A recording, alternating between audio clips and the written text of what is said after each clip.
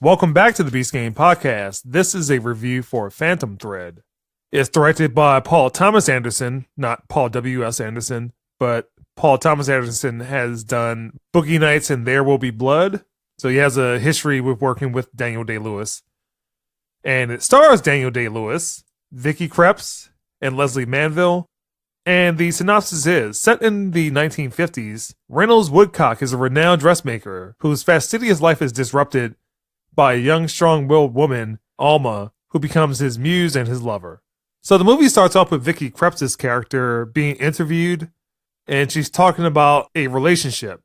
So it comes to Daniel Day-Lewis, he's getting dressed, and he lives in a very elaborate house. Turns out that he is a fashion designer, and he's very eccentric, particular, and meticulous. He works with his sister. The movie has him dating someone.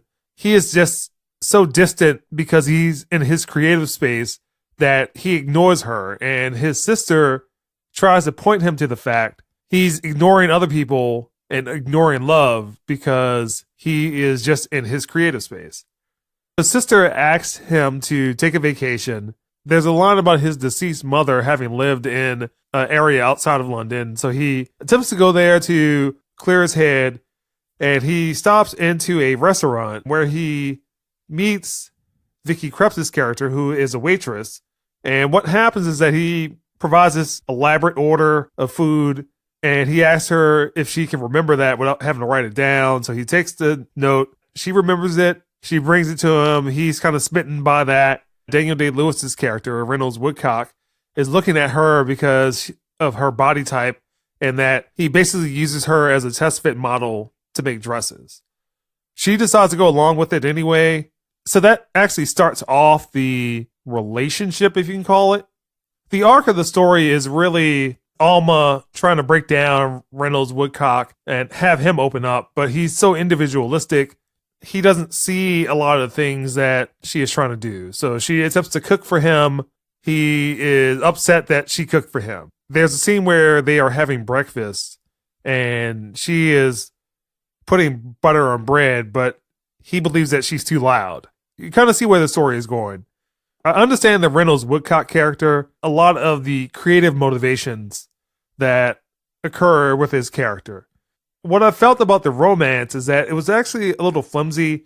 Eventually, it gets to points about how Daniel Day-Lewis's character has never been married and he can't express his emotions, but Alma allows him to express himself. That would be good, but you have to understand the way that this movie is. It's very artistic, and it's not a traditional movie. It is a little bit more vague, intentionally vague.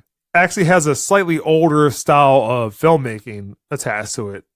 There's a point where the movie should have ended. Where that ending would be a very stronger movie, but it goes on for about another 40 minutes beyond that.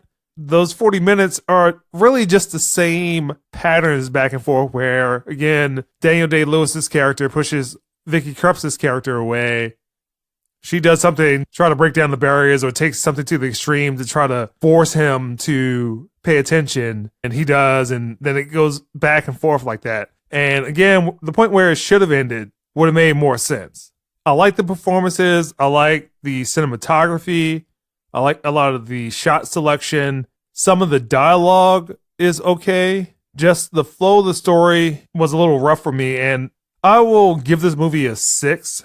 If the movie had ended where I felt it should have, it would be a 7.5. This movie has been getting a lot of praise. It is also Daniel Day-Lewis's farewell performance, and I think that it could have been a better performance. It could have been a better movie. I do like the complexity of Daniel Day-Lewis's character from a creative aspect, really understand a lot of his nuances, the performance that he gives, just because this movie is written and starring artists or creatives. I really understand that, appreciate that. It's getting a 6. Daniel Day-Lewis is a great actor. Vicky Krieps did a wonderful job. All the other characters just exist so the characters can have someone else to talk to, so that's the Beast Game Podcast.